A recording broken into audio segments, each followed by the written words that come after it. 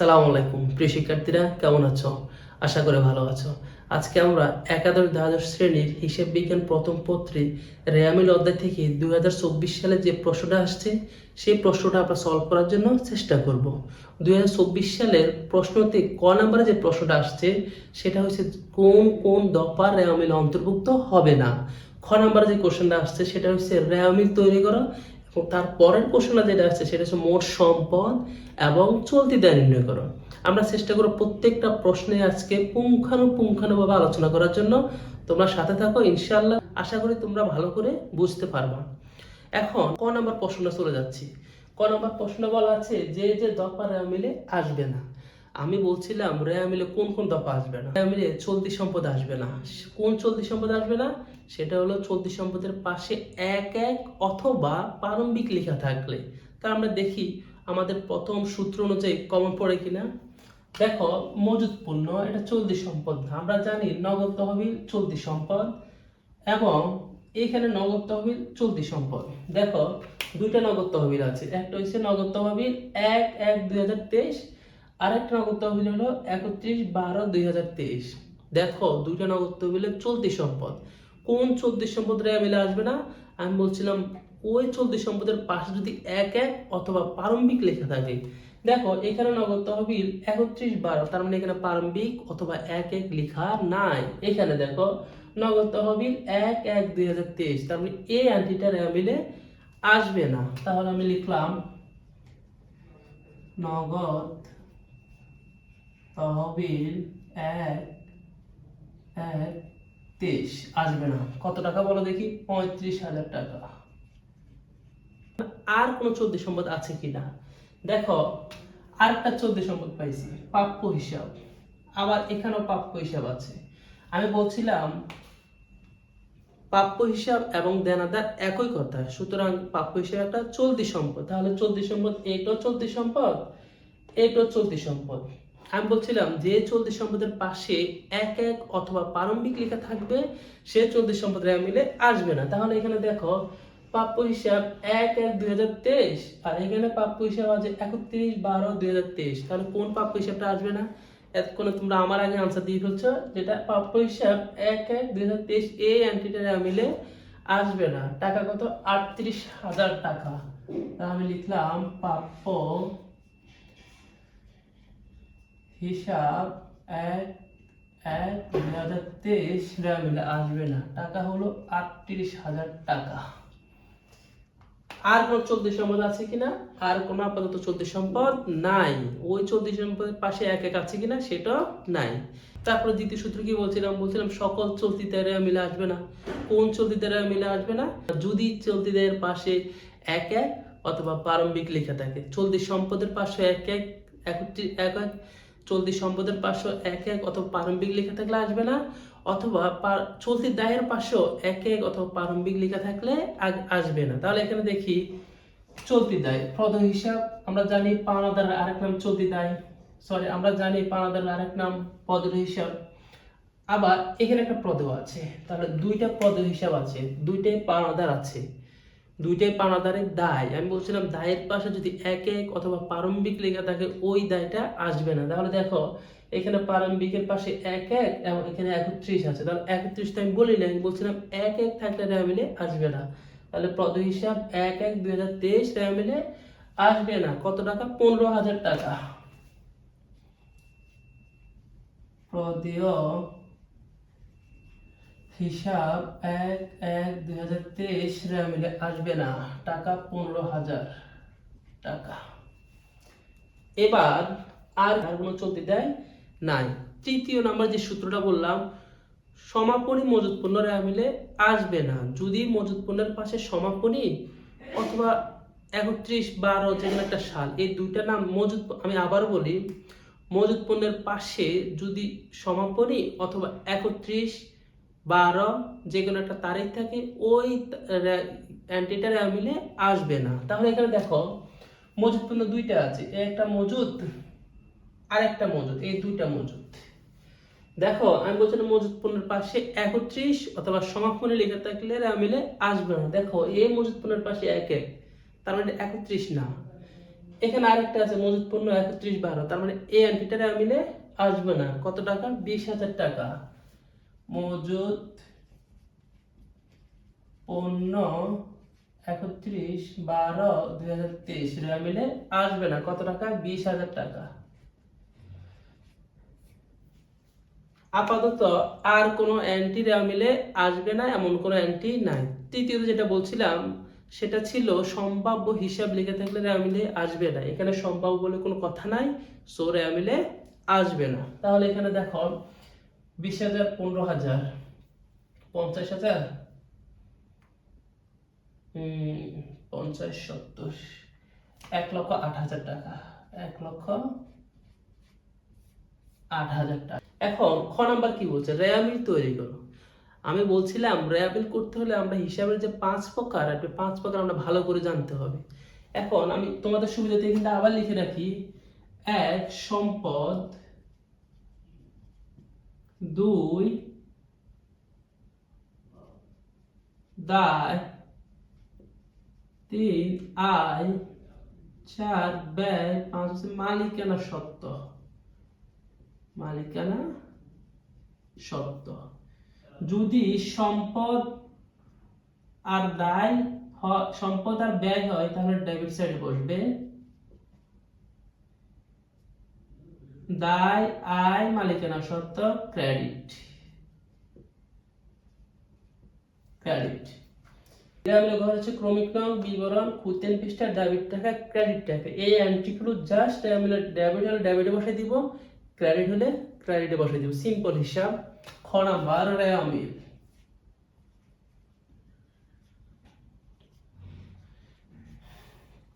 দেখো 1 number entry, আমরা জানি মজুত পণ্য 1 এটা রেওয়ামিলে আসবে, যেহেতু রেওয়ামিলে এগুলো আসে না, এগুলোতে আসবে, তাহলে 1 রেওয়ামিলে আসবে। আমরা জানি মজুত পণ্য খরচ বা ব্যয়, কি ব্যয়? প্রত্যক্ষ ব্যয়। ওইদিকে না যাচ্ছি, মজুত পণ্য খরচ কত টাকা বলো দেখি? 65,000 টাকা।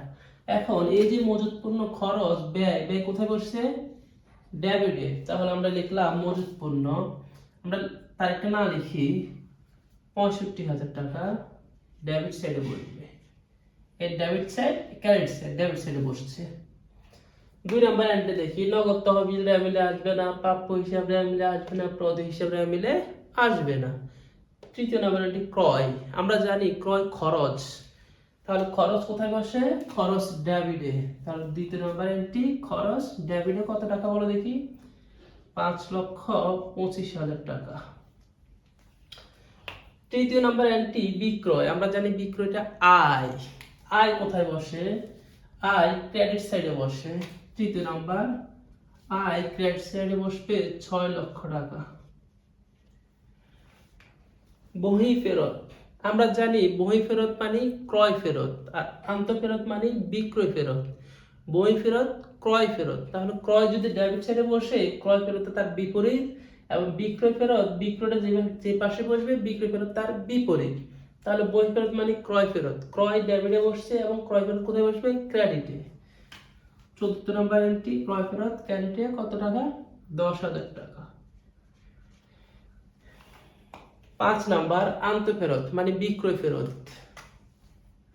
5 নাম্বার বিক্রয় ফেরত, বিক্রয় ক্রেডিটে, বিক্রয় ফেরত ডেবিটে। তারপরে শিক্ষানবিশ ভাতা। শিক্ষানবিশ ভাতা এক ধরনের খরচ। তাহলে খরচ কোথায় বসে? আমরা জানি খরচ ডেবিটে, সেই অনুযায়ী আমরা খরচটা কোথায় বসাবো? ডেবিটে। 5,000 টাকা।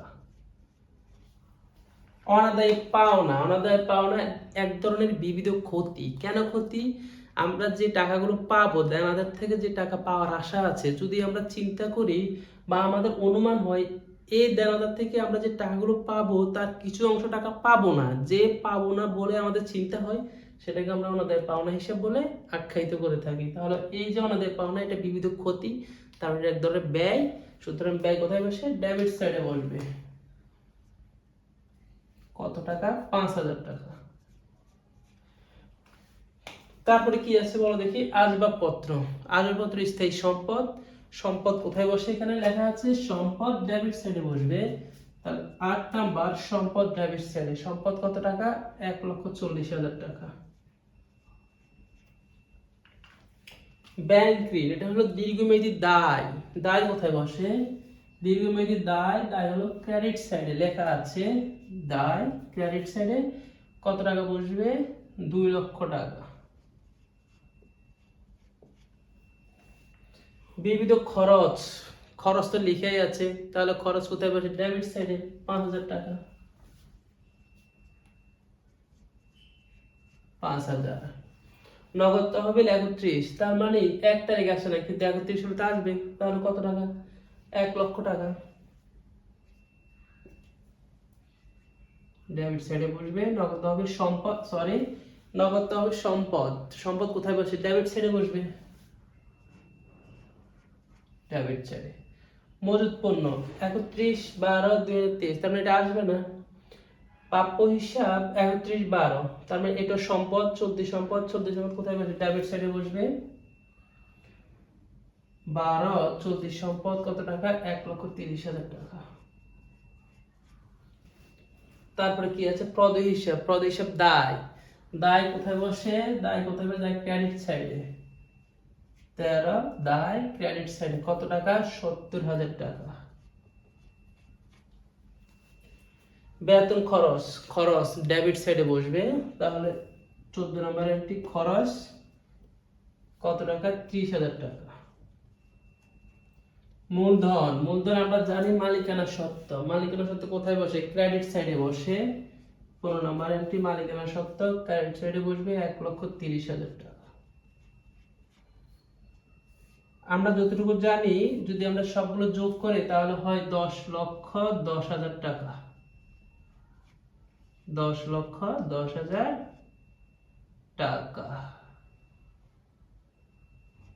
10,10,000 টাকা। তাহলে আমাকে আর কোনো সমস্যা নাই। আশা করি আমরা র্যামিলটা সুন্দরভাবে বুঝতে পারছি। এখন ঘ নাম্বার আছে মোট সম্পদ এবং চলতি দায় নির্ণয় করো। তাহলে ঘ নাম্বারটা করার আগে ঘ নাম্বার যে নোটগুলো করছি এগুলো একটু মুছে ফেলি।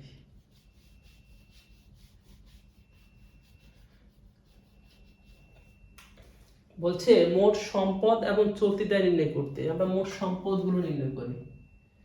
ঘ নাম্বার মোট সম্পদ ও চলতি দায়, চলতি দায় নির্ণয়।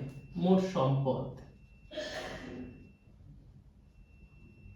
মোট সম্পদ আমরা 1 তারিখ হিসাবটা চিন্তা বাদ। 1 তারিখ থেকে চলে আসি ক্রয় খরচ, বিক্রয় খরচ, বহি ফেরত খরচ, আন্তঃফেরত খরচ, শিক্ষানবিশ ভাতা খরচ, অনাদায় পাওনা, বিবিধ ক্ষতি, আসবাবপত্র, স্থায়ী সম্পদ, ব্যাংক ঋণ, বিবিধ দায়, বিবিধ খরচ, এটা একটা সম্পদ, মজুদ পণ্য এটা একটা সম্পদ, প্রাপ্য হিসাব এটা একটা সম্পদ, প্রদেয় হিসাব দায়, বেতন খরচ ব্যয় এবং মূলধন মালিকানা সত্ত্ব। তাহলে সম্পদ কয়টা পাইছি? 1টা পাইছি, 2টা পাইছি, 3টা পাইছি, 4টা পাইছি।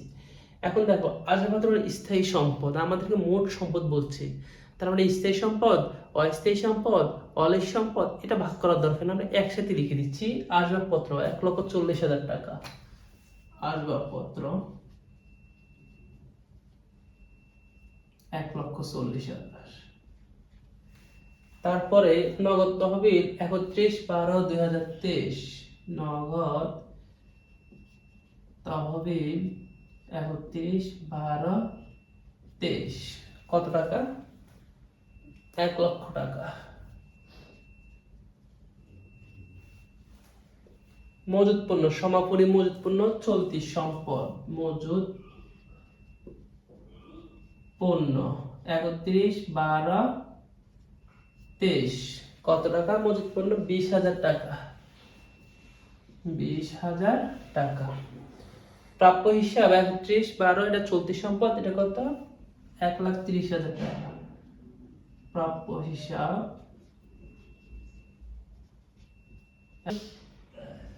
1,30,000 টাকা, 1,30,000 টাকা। তার মোট কত টাকা হয়? 1 লক্ষ, 2 লক্ষ 40, 2 লক্ষ 40, 2 লক্ষ 60, 3,90,000 টাকা, 3,90,000 টাকা মোট সম্পদ। তারপরে কি বলছে? চলতি দায় নির্ণয় করতে। আমরা লিখি চলতি দায়। এখন দেখো চলতি দায় কি কি আছে, আমরা যদি নিচে থেকে যাই, মূলধন, মালিকানা সত্ত্ব, বেতন খরচ, ব্যয়, প্রদেয় হিসাব, চলতি দায়। এগুলো তো না, বিবিধ খরচ, ব্যয়, ব্যাংক দীর্ঘমেয়াদী দায়, আসবাবপত্র, স্থায়ী সম্পদ, দেওয়ানা খরচ, শিক্ষাগত খরচ, খরচ খরচ খরচ খরচ খরচ।